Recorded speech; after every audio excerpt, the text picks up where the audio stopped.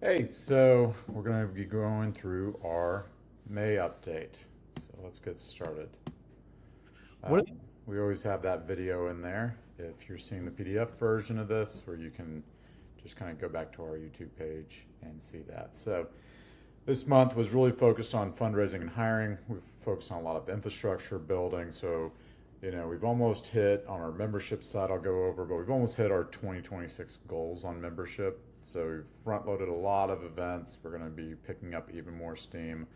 But we really got to, you know, get things in order to make sure we're organized for that growth. So getting a lot of the things set up for drip campaigns on our CRM and making sure that we're not just hitting those, top of funnel numbers, which we do with our membership or social impressions and things like that, but they actually flow through to activations, volunteers, and really meaningfully growing the organization. So that's kind of one of the things we've really been focused on. We're excited to announce this month the hiring of our interim Gulf Coast Director, Cress Clippard, longtime friend of mine from the veteran space. Just has a tremendous background in essentially community organizing. He wouldn't call it that, but his work with the Travis Manion Foundation, getting that started. Um, I met Cress a decade ago through one of our veteran hiring events with another nonprofit I was running at the time called the Lone Star Veteran Association. Um, in no way was the sole factor, but was a contributing factor in him getting that role, landing and opening Houston when TMF wasn't even looking at doing anything in the Gulf Coast. Um, really great person to have on board. We're lucky to have him while we can. He's between roles. His last role in construction as a COO for a mechanical services company.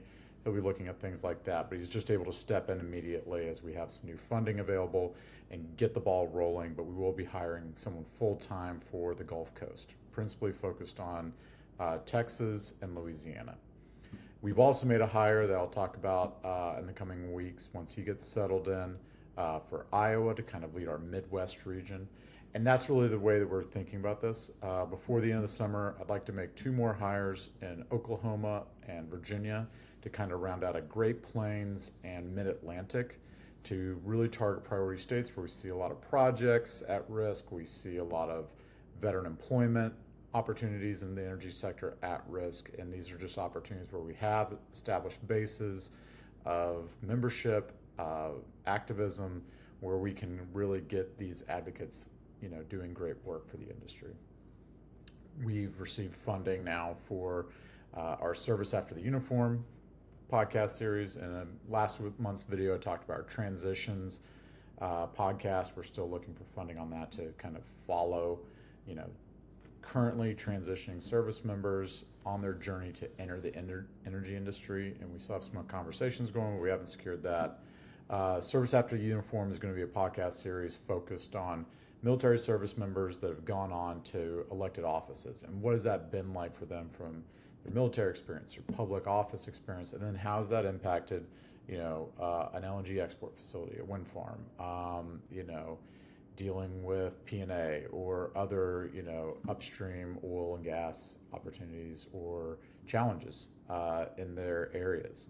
So we're excited to be able to interview folks that have both been on the elected office side or maybe in the staff side. We're going to start with Texas, and so that'll be a really interesting way to see how military service comes up with these public servants in energy. So those are the real big things. We'll talk a little bit more in the coming months. We're going to be making a transition from projectvanguard.com to projectvanguard.org as we've now got our C3, our 501c3 nonprofit set up. And you'll just see how we change some of our communications as we kind of delineate some of that work. So we'll go over, a quick review of last month, kind of what's coming up in the next 90 days. How are we trending towards our end of year goals, and what are the next steps you can take? So last month, the events, the activities, the updates. So we're not going to have a bunch of. We actually didn't run any events in May. Like Gabby and I had to sit down, like really pause and think about this. But we didn't run any events, which is crazy. June's not that way, but we have the Permian Power Conference. No, that's later in the year. Permian Power Conference. It's the West Texas Legislative Conference. That's later in the year. So the Power and Permian Conference is going on right now. I'm actually in Austin for the RWE Veterans Summit. We have I'll get to that when we're talking about what's coming up. But we didn't do any events. So, just a lot of fundraising, a lot of hiring, a lot of getting our feet settled underneath ourselves. You don't build a house on sand. So we're trying to have a firm foundation for what we're building. So with that said, I obviously was not even thinking about some of our social posts. We typically get about 1,000 social impressions for every dollar we spend on advertising. So we spend like 1,000 a month is the goal. I did not do that this month. So you can see that in the social impressions. They dipped below 500,000 this month. Newsletter reaches about the same. Website visitors about the same. What is starting to trend up, so you're getting about 7 or 8% of our social impression numbers are now coming from YouTube and Facebook and Instagram.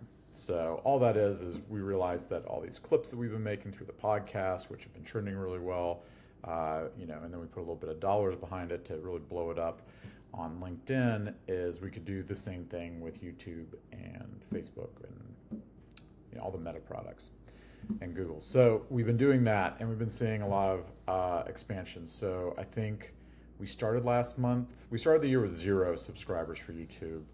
I think in April we had 20 subscribers, and now we have 500. So that's just kind of taking off, which I think is just back to regularly posting and having content, which we generate. So just trying to do more of that. We only did 2 podcast episodes. I'm way behind. We've had some cancellations. I got busy. So, we did half the podcast that we need to. I'd like to have a bank of content, so I'm not in a rush. Otherwise, Nate's going to kill us. Nate is our social media guru, if you didn't know.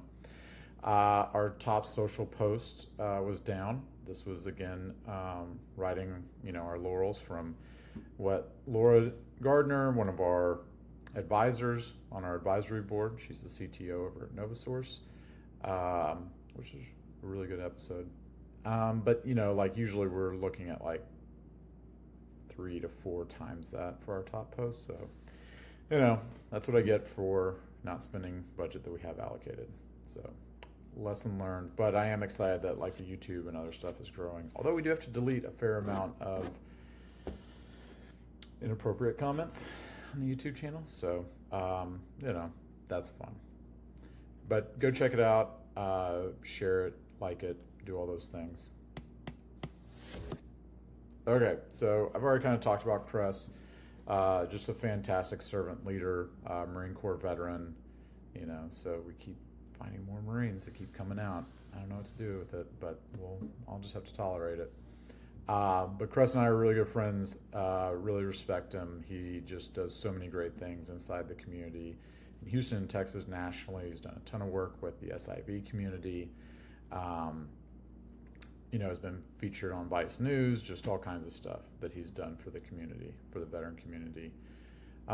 So if you haven't gotten to meet Cress, reach out to him. It's just Cress at projectvanguard.com or .org now. And, let's just welcome him, get him plugged in. He's going to be driving around the state, kind of gearing up and planning the Texas tour for the fall for a lot of really dense activities that we have planned.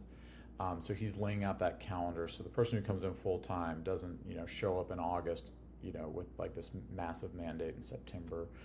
Cress is really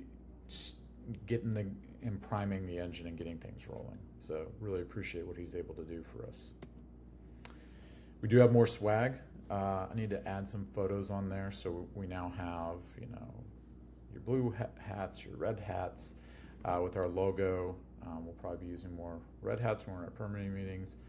But we were giving them away, primarily the community leaders when we were at Clean Power this month. Oh, that's another event that we just wrapped up. Great turnout at the Clean Power Conference for the Vets Happy Hour. We got a Vets Lounge. There was a vet track. They may have mislabeled it Power Vets instead of Project Vanguard. That's okay. We don't really care. I got to tell everybody just step into my office at the lounge. But it was really great. Ken Young, one of our board advisors, CEO of Apex Clean Energy, was kind enough to bring out pretty much the entire board of directors from ACP to our happy hour. And, I think even the staff from ACP that came out had a great time. And it was just, such a diverse, great group from, field service workers to back office to investors, just the whole gamut of what you would want to see in this industry represented at that happy hour is just really encouraging and reminds us why we do it. So if you haven't been on Slack, make sure you get in there. Go to #jobs. The jobs channel is where we like to post stuff. And as a reminder, don't post your careers page for your company. Post a job that you have insight or influence on.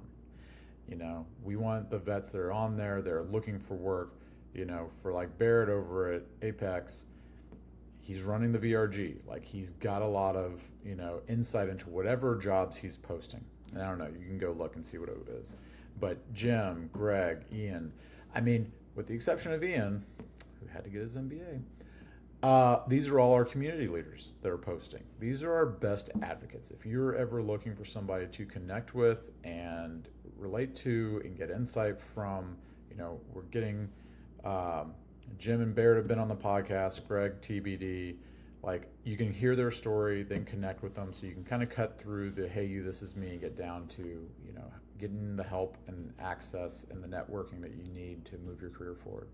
But, go to that jobs channel, find out about these jobs that they're posting from their companies, and let's get more vets in this space. Remember, 10% of the clean energy, the entire energy workforce, regardless of technology, are veterans, and we want to double that. And the only way we're going to do that is by bringing in and helping one another climb that ladder and lowering it behind us as we get in. So here are the fellows. We need to actually update this because we've added a few more. Some people have changed jobs. But, this is the bulwark of what we're trying to do. These are the volunteers that raised their hands, stepped up. Brittany Jones won the Clean Power and Color Award at the conference, which was fantastic. And then Lord Des is up for the Empower Her Award with ACP. So guys, get your shit together. We did have Jack Guerva, who sits on our C3 board, up for the Vet Award with ACP, but he lost. That's what we get for sending a Marine. The Texas tour, I already kind of talked about that. This is the summary of what happened last year, but Cress is going to be working on building that out even more with me and Gabby. Okay, so what's coming up in the next 90 days? We have a ton of stuff that's coming up. We're doing project siting support in Illinois, Colorado, and Louisiana. Louisiana's about to kick off, but we have some events. There's a Solar 101 that's going to be at a couple of the local libraries. The librarians are female Vietnam era vets. They're going to be leading that with Chuck. So if you're anywhere around Putnam County this summer, please reach out. We'll put you in touch with Chuck. In Elbert County, Colorado, Will, another one of our community leaders, is driving in from Colorado Springs, where he owns a wind service company, Prometheus Wind. And so we've got a vet job event there in Elbert County. So if you're in the eastern side of Colorado, or you want to make a trip down from Denver, it's not that far. I drove down from Aurora after the siting conference a couple months ago to a solar open house that we were supporting. So not bad drive. If you want to come in, let us know. We can talk to you about it. And then Cress is getting started on a project. I think it's northwest of Baton Rouge. So if you're in the Louisiana area, reach out. We're going to be starting up our Iowa chapter. So we'll have our advisory board launch. And what I'm really looking for in each of our state chapters going forward is, a 9 to 12 person advisory board that has 3 to 4 people across the key domains that we have, right? People from industry, people from the vet workforce, from the veteran service side, people that are, know policy, because I don't know anything I'm doing. But we're super excited when we're able to introduce the new Iowa State chapter lead. He's Navy vet background, leading the Department of Veterans for Iowa. He's done energy policy for a regulated gas utility in the state, and he was a elected official in the GOP state legislature. So really excited to have more folks like that leading our in-state house activities, combined with folks like Cress that have a great, organizing background and ability to just go out and network and build the community of veterans inside each state. If you're looking for things to do, we've got RE Plus Storage later this month in Sacramento. I'm currently at the RWE Veterans Summit. DNV, led by Tanner Cobb, is going to be hosting their Veterans Summit in August. That'll be online, and that'll be bringing in, some of their client veteran employee resource groups. So, if you're working with DNV, make sure that you're on that invite list. Or if you're just interested about it, reach out and we can put you in touch with Tanner. The ACP Empower Her conference, that'll be in Charlotte. So Lord Des will be there. So if you want to meet, Mrs. Virginia, you can go there. And then Steve and Ginger are going to be running some stuff at New York Climate Week. God, I wish we could change the name of that, but I can't. But we did something last year. It was really well attended, from what Ginger told me. So we're going to do that again.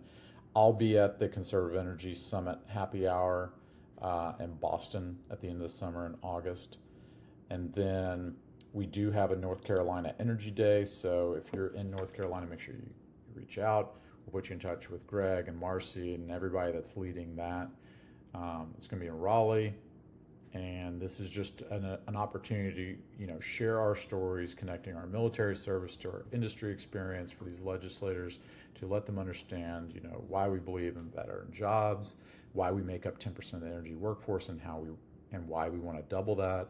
That American energy dominance requires an all-the-above strategy, and that energy security is national security, and that we just want to keep building this up. The West Texas Legislative Summit, it's in San Angelo, so Brad will be there.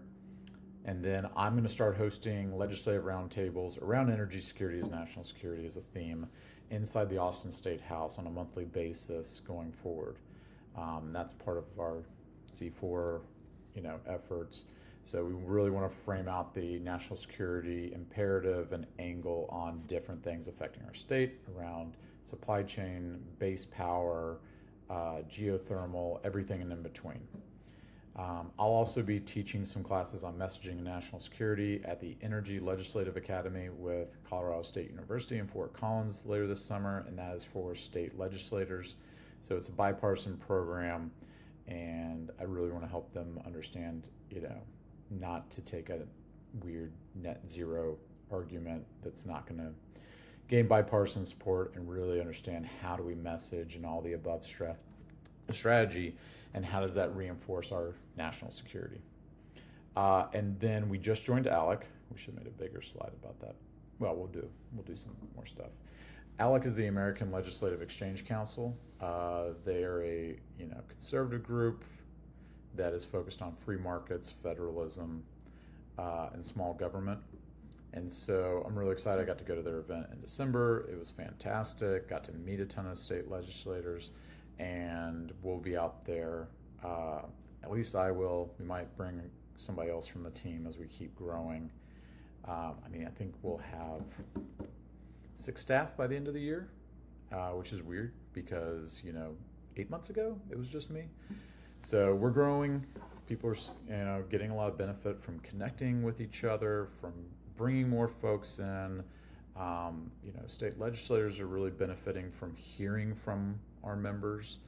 And it all just comes back to the community and the people watching this and seeing this. So, that's what it really is. And so it's real exciting to be able to build the team and build the community.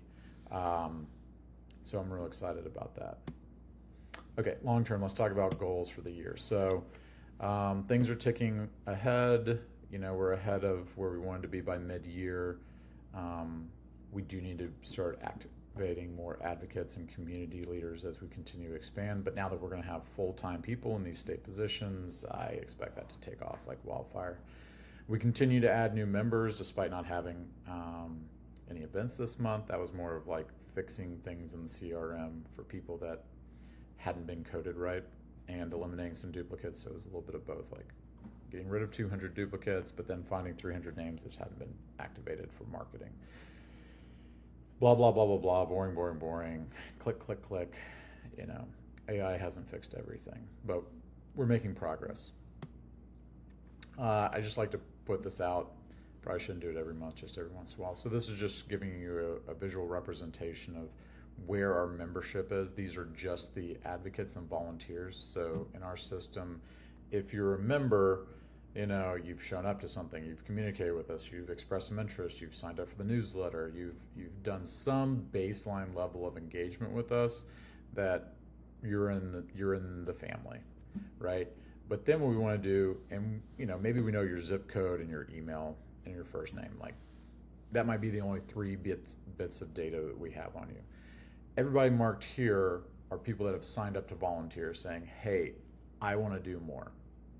And so we collect a lot more information about them. We know their story a little bit better, and we're more able to pitch them if like somebody out of northeastern Kansas, you know, around Kansas City says, hey, we really need somebody to write an op-ed about this thing that's happening or we don't want to happen. And then I can look on here and go, oh, let me look them up in the CRM, find them, see if their stories match, and go do that. Or they say, listen, we're really looking for a vet that has combat experience, field experience, and can really speak on this thing. Okay, great. Like we can filter that down.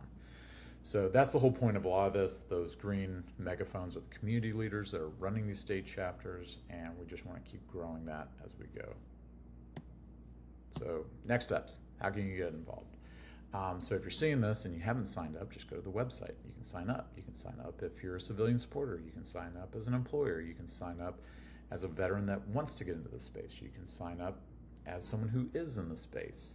We're going to start creating a content track for veterans that live in energy project areas but don't want to work in it.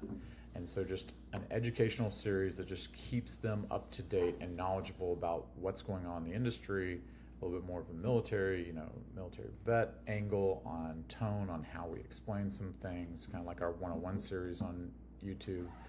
But again, like volunteer, like you can skip signing up as a member and go straight to volunteering. It's on the website. You can sign up to apply to be a community leader. You're going to have to volunteer 10 hours a month. We're going to highlight you a lot more. You're going to be on that speakers tab on our website. There's just a ton more stuff that we're going to look for and from you as a community leader. But those are the servant leaders that we talk about the most on here. And just attend an event. You can attend an event anytime. We have tons of them. Just register there. We're going to be moving from Eventbrite just to everything inside of our CRM with HubSpot. So that's going to be, when I can breathe, I'll figure that out. And then just make sure to follow us on all the different channels. You can get the podcast on YouTube, Substack, Apple, Spotify. We're doing Instagram now. I should put that on there. So, a lot of things in progress, and we'll get there. But, this whole movement in this community doesn't grow without you telling people about it, and that's really how we've, just exceeded a lot of expectations. A year ago, it was still kind of up in the air if we'd still get funding for this organization. Did it really matter? Would people sign up? Is it a flash in the pan?